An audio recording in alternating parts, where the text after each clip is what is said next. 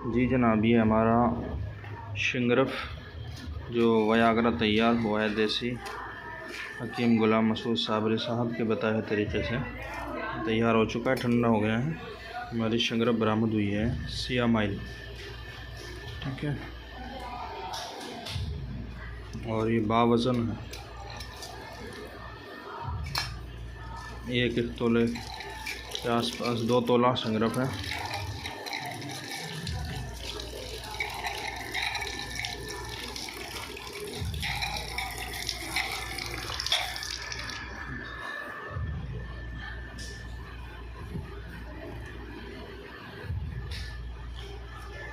ये 2 तोला शिंगरफ हमारी बरामद हुई है।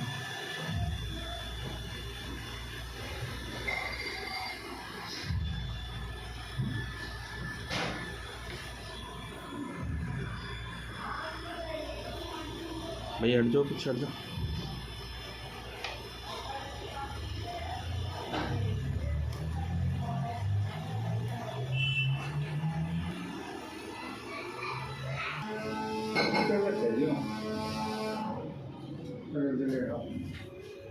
हमारी शिंगरफ तैयार हो रही है भाई।